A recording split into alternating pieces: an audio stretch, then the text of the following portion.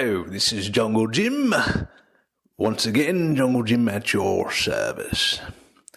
For those who have not heard any of my previous recordings, I am by trade a theologian. And for those of you who have heard any of my previous recordings but have short-term memory issues, I am by trade a theologian. I attained this status as a theologian by attending some of the most rigorous, vigorous, most difficult colleges, universities, kindergartens on the face of the planet. But among all these institutes of higher learning that I have attended, my favorite, I do believe, is my beloved alma mater, Mount Everest University, where our motto is, education's not above your head, but our university certainly is. And since I last spoke of Mount Everest University, I did happen to receive a tweet from a mockingbird.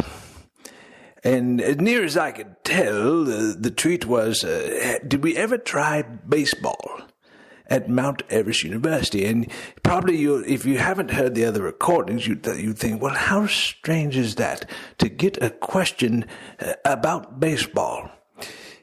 Well, let me explain. I have long theorized that people haven't heard of Mount Everest University because of a lack of sports teams. For as you can imagine, when one's university is on the side of a mountain, it's rather hard to build flat places for fields and courts and such. And so it's not that we didn't try. In fact, we did try the great, grand, and glorious sport of baseball. It's just that we had a dilemma. We didn't know which way to face the batters. And so at first we decided we would face the batters uphill. This, unfortunately, gave a slightly too much advantage to the pitchers, because even in the greatest of major leagues, the best pitchers can pitch, say 101, 102, 100 miles per hour, somewhere around in there. Ours pitched closer to 1, Mach 1. In fact, I remember the very first fastball thrown to my good old lefty-righty, rather ambidextrous fellow. It was in the very first game we tried this way, and good old lefty-righty reared back. Now, he was throwing left-handed. If he was throwing right-handed, we would have called him righty-lefty. It just seemed like a logical thing to do at the time. But he reared back, threw the hardest fastball he could muster. The poor batter swung with all his might, and then the baseball shattered the bat, went through the webbing of the catcher's mitt, hit the umpire in the chest, and then 2 months later, when he came out of the coma, his first words were, "Strike!" After which we were able to finally continue the game. So we quickly saw that we had to change the rules. We decided we would play slow pitch baseball, at the underhand, as it were, as some of the most manly of men in middle-age crisis tend to play. And we quickly saw that this helped the batters tremendously. They could whack the ball as hard as they could, but now, unfortunately, because of the slant of the field, no one could ever quite hit a home run. But if you ever got it past the outfielders, it would take them 20 minutes just to go get the ball. The problem was it took 45 minutes just to climb to first base. And so this never worked out. So we gave up on that and said, well, we'll face the batters downhill. And so that helped the pitchers to be able to pitch normally, like the normal baseball game, but unfortunately it gave too much advantage to the batters. For you see that facing downhill, even the tiniest of pop flies tended to produce a home run. Now, for those of you not very familiar with baseball terminology, a pop fly is a fly who likes music from the 80s, Or B, a ball hit upwards into the air, as opposed to a ball hit upwards into water or mercury or some crazy substance like that. For clarity's sake, I am speaking of definition B. And so I remember the one game, can't forget it, the one game we tried this way. It was the Mount Everest Gaspers versus the Swiss Navy Spoons. Final score, Gaspers 435, Swiss Navy Spoons 432. Took 3 months to play the game. And while we were receiving many a complaint from the fans that were watching the game about the length, it wasn't until those who also played cricket began to complain that we really realized we had a problem. But it was a quite exciting game, and it did feature the world's first bunt for a grand slam. For those of you more familiar with baseball terminology, it was dubbed the suicide slam. Yes, indeed. But unfortunately, it was just too long, and we had to give up the sport of baseball. But I'm not here to talk of such things, Mount Everest University and our vain attempt at sports. I'm here to continue stories from the Old Testament of the Bible. The Bible is divided into 2 sections, the Old Testament and, of course, the New Testament. What's a testament? Well, a testament is A, a covenant, an agreement, or B, to try a mint for the first time. For clarity's sake, I am speaking of definition A. So, I told you in my first attempt at explaining stories from the Old Testament of Adam and Eve.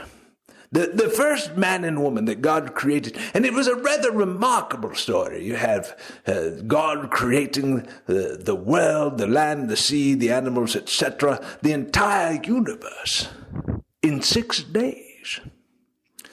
And making man and woman in his own image and giving them a special garden in which to live. But of all the things that are so remarkable about this story, perhaps the most remarkable is that in the story, the husband actually listened to his wife. Of course, afterwards, they were kicked out of the garden that God had made for them, and the man had to start plowing the ground and be a farmer instead of just picking fruit off trees. And, death started. But I mean, other than that, it went swimmingly well. And so we will pick up from there. The Bible says that Adam and Eve had sons and daughters. We do not know the name of any of the daughters. However, we do know the names of 3 of the sons, Cain, Abel, and Seth. Now, good old Jungle Jim knows the name of a 4th, but I will tell you about him later. Now, the Bible tells us in Genesis, the very first book of the Bible. Now you say, wait a minute, the Bible is a book. How can it have books in it?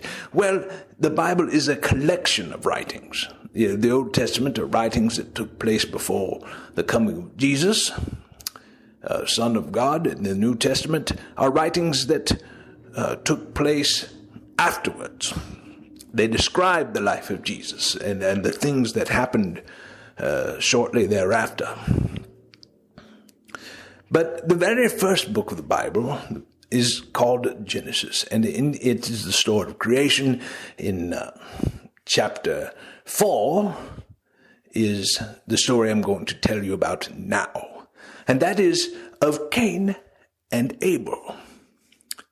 Now, the Bible tells us that Cain was a farmer, Abel a shepherd. And in the course of time, they brought offerings to the Lord.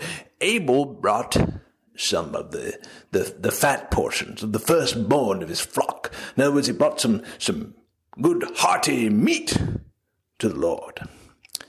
Cain brought some of what I'm sure was the best of his crops, the fruit of the ground, shall we say. I don't know which ones. I mean, corn, broccoli, zucchini, tomatoes, cauliflower, who knows?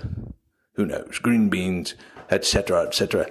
But he brought what probably looked like a Thanksgiving basket full of vegetables from the ground. And the Bible tells us that God looked with favor upon Abel's offering, but upon Cain's offering he had no regard. Now, this, of course, proves once and for all that even God himself does not like vegetables. So heavens to Murgatroyd, why are we still trying to stuff those things down the throats of our children? Well, yes, God's not exactly in need of vitamins. That is a rather valid point you make there, but still it does cause one to wonder. And so this upset Cain horribly. I mean, he was angry, upset, visibly upset. The Bible says his face was downcast. He was despondent. And so God came to Cain. And he asked him, why are you so angry? Why is your face downcast? If you do what is right, will you not be accepted?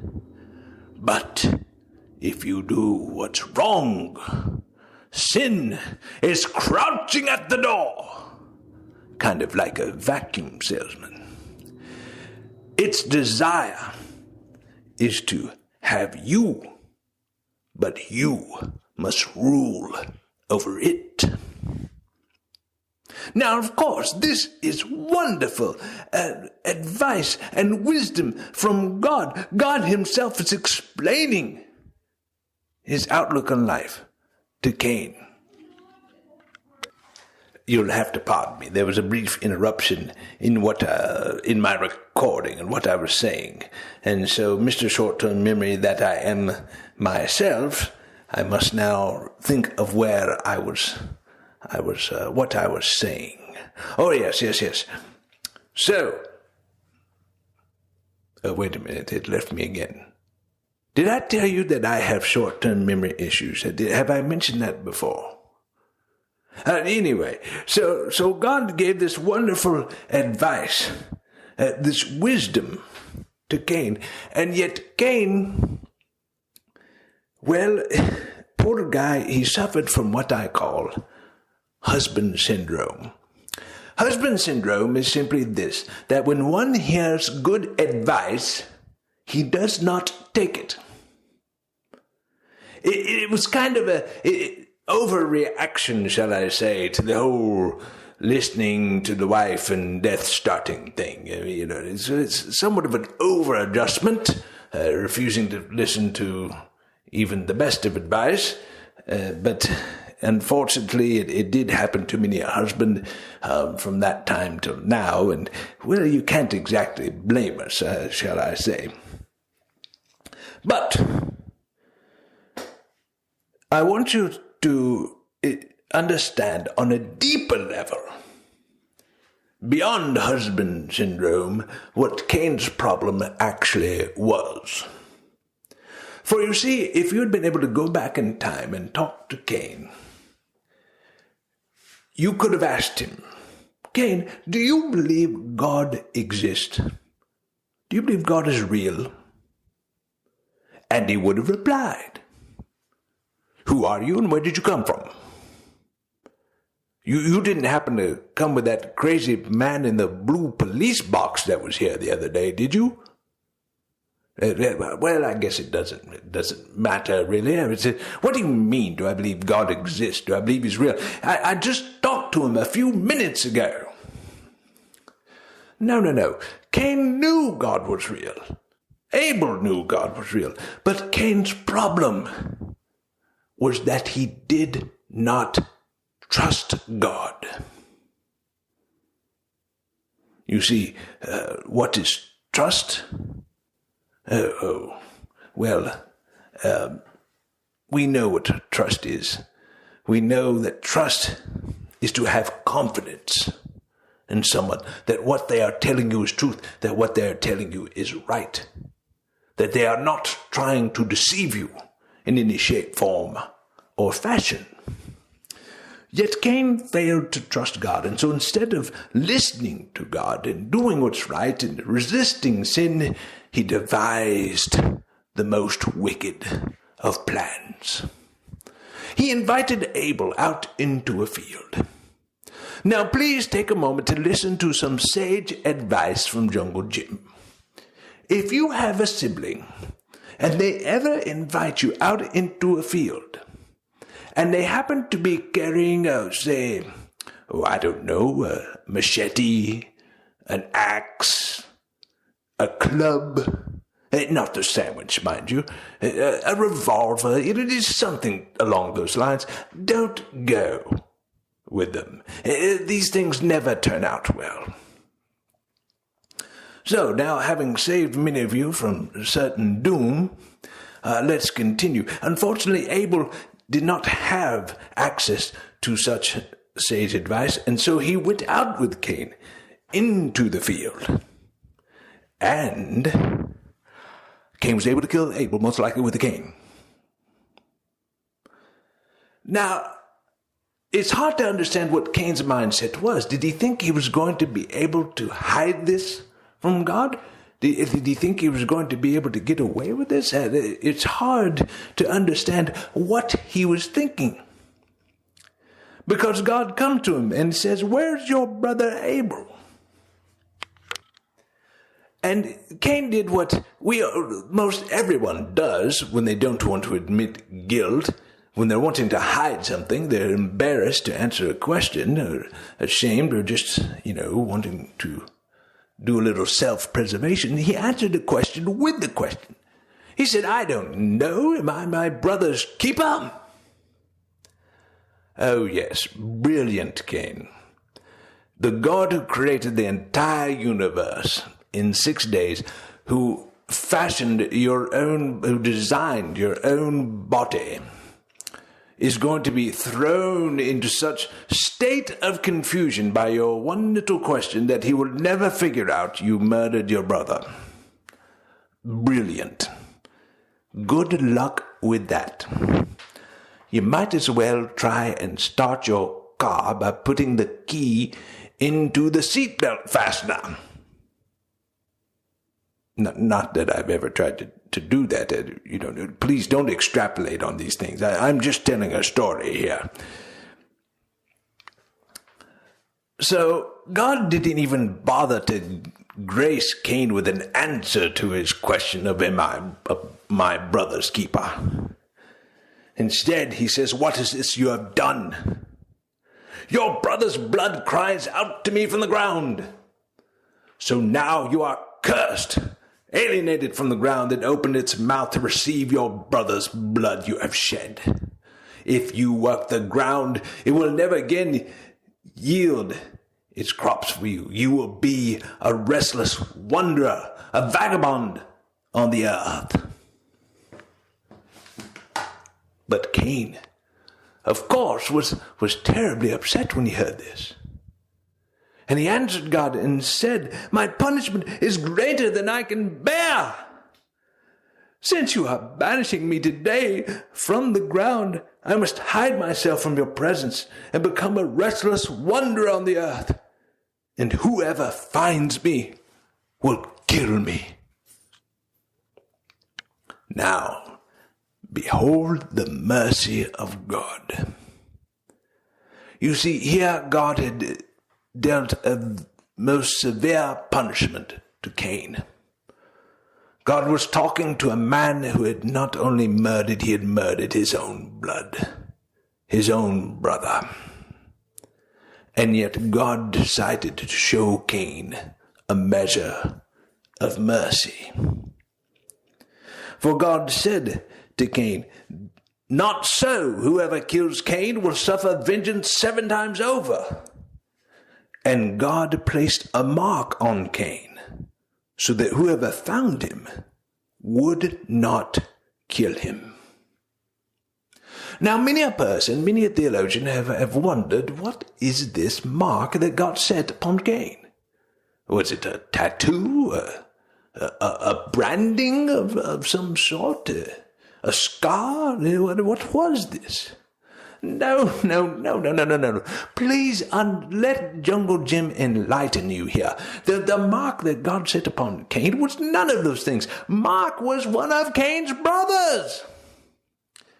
God put Mark on Cain's shoulders so that if Cain and Mark were ever wandering around and someone jumped out to kill Cain, then Mark could jump off the shoulders and then it would be 2-on-1 and so Cain would be safe.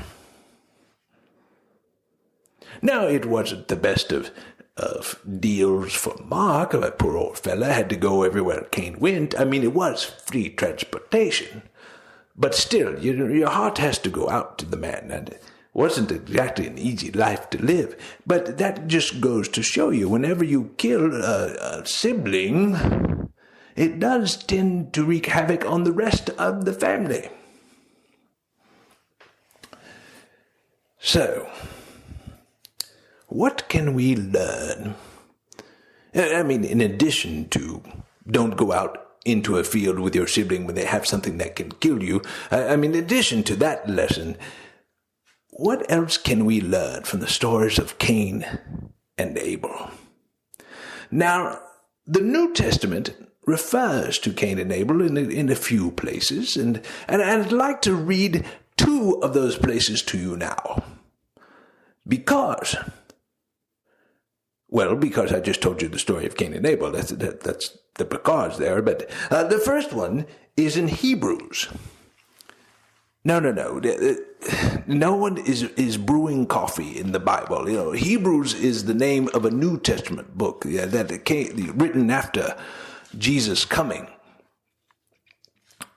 And to put it, to oversimplify it, I would imagine, Hebrews was another name for Jews or Israelites. And so in the book of Hebrews, chapter 11, verse 4, I do believe. Now, you ask me, what do you mean, verse?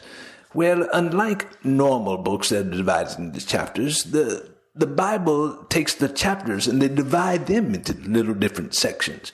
Every few sentences, a paragraph or so, there's a number. They're numbered just like chapters are numbered. And that way, not only can you go to a chapter, you can quickly find a section of that chapter. And so in Hebrews, chapter 11, verse 4, we read, "By faith, Abel offered to God a better sacrifice than Cain did. By faith he was approved as a righteous man, because God approved his gifts. And even though he is dead, he still speaks through his faith." Oh, Jungle Jim, I understand now. It makes perfect sense. Adam and Eve had a daughter named Faith, and so Abel gave his offering to Faith. Faith took it to God, and God was so happy to see not only Abel's offering, to see Faith, because she was just such a wonderful daughter, that's why he was so pleased with Abel's sacrifice. I'm getting this.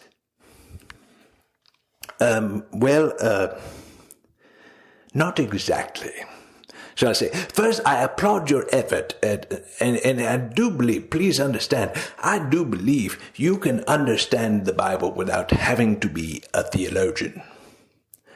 And in fact, somewhat of an embarrassment to my own profession, it was basically the theologians who killed Jesus. But in this case, you have to look at the greater context, because this is an example of person after person throughout history who showed faith in God. And so we're not actually talking about a person named Faith. Now, what is faith? Well, faith is its belief, it's trust and hope, all mingled together.